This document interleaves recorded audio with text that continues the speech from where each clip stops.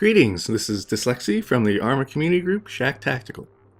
In cooperation with Bohemia Interative, I'm creating a series of videos that explain some of the basics of Arma 3. Today, we'll be talking about the Zeus DLC, a free addition to Arma 3 released on April 10th of 2014. Zeus is based around the concept of a game master curating experiences for other players on the fly via a real-time 3D editor.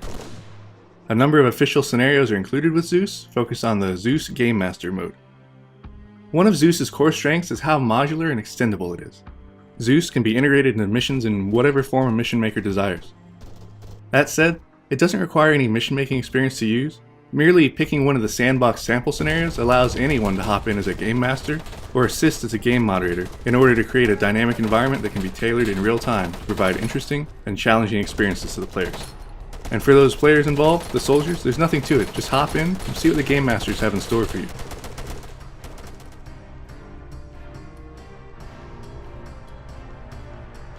Let's start with some basic tips on how to get to grips with the role of Game Master. First off, a showcase mission exists to teach you the basic controls of Zeus.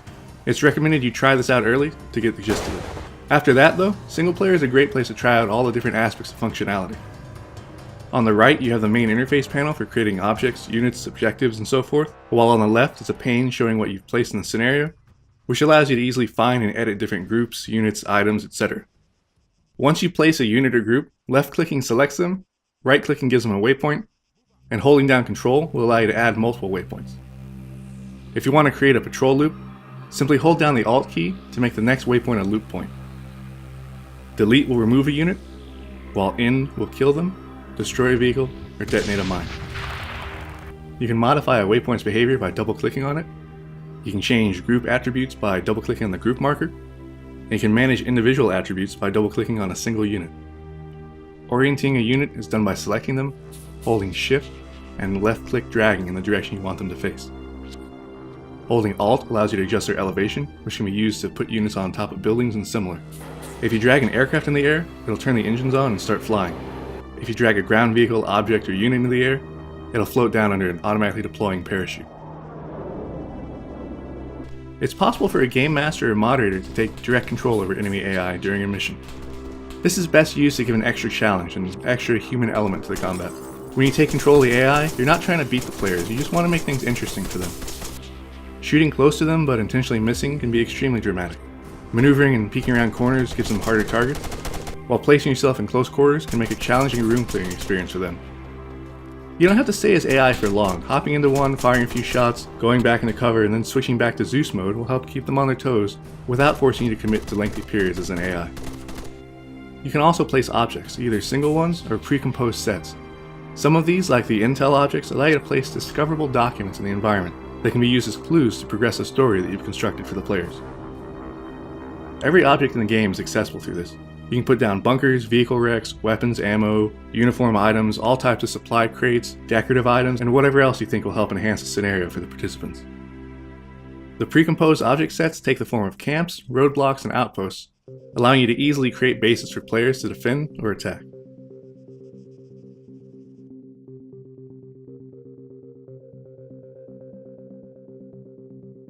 Now that we've covered the basics of how to control Zeus, let's not forget about the players on the ground. This is how most of us will experience Zeus, and where improvisation is essential.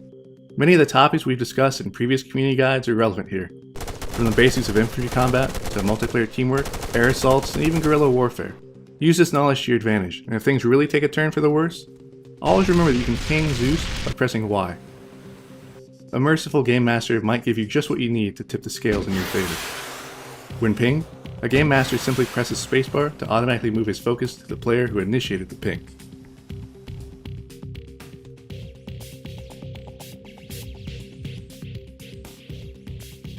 Moving on, let's look at this in further detail from the perspective of the Zeus Game Master or Moderator.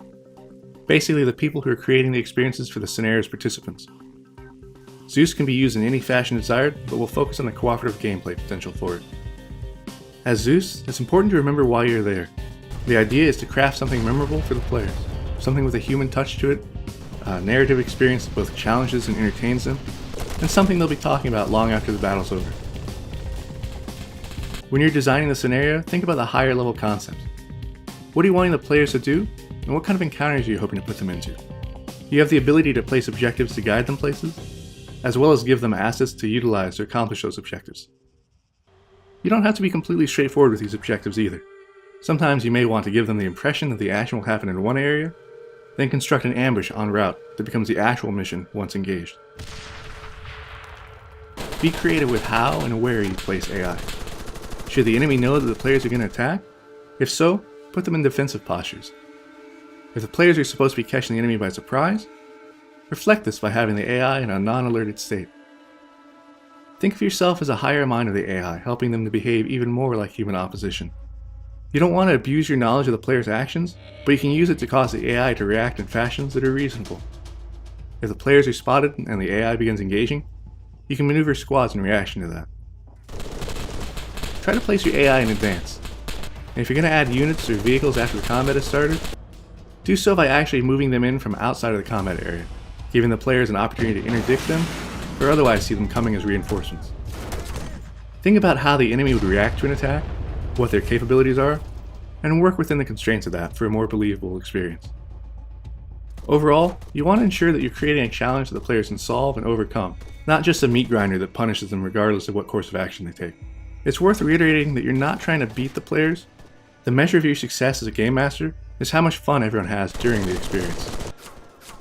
Be sparing with your use of supporting assets like artillery or close air support. Overuse tends to dull the effect, whereas a few careful employments of mortar strikes or a close but not fatal strafing run can add great tension to the environment. The use of friendly and supporting AI troops or vehicles can give a scenario an even greater sense of scale, while also allowing those AI to warn players of enemy capabilities. For instance, if an AI helo is shot down over the objective area, players will naturally understand there's an anti-air threat that they have to consider. Zeus also works extremely well as a generalized training environment. You can use it to set up specific training situations, run players through them, debrief, restage, and run them again to drive home lessons learned and give opportunities for improvement. This can be used to train all aspects of Arma, from infantry combat to vehicle to aircraft and seaborne aspects. Whatever you're looking for in Arma, Zeus is likely able to help enhance it and provide for a more engaging and dynamic experience.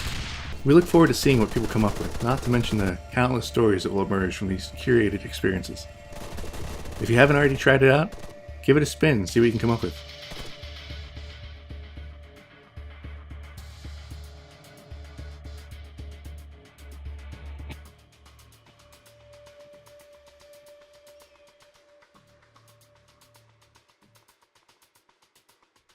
For more community guide videos, be sure to subscribe to the official Arma 3 YouTube channel. For other Arma 3 updates, keep track of the official website, Facebook, and Twitter pages. If you like more in-depth tutorial and multiplayer gameplay of Arma 3 and the previous Arma games, I'd recommend you check out my channel here. This is Dyslexy, and may the lightning never fall upon you.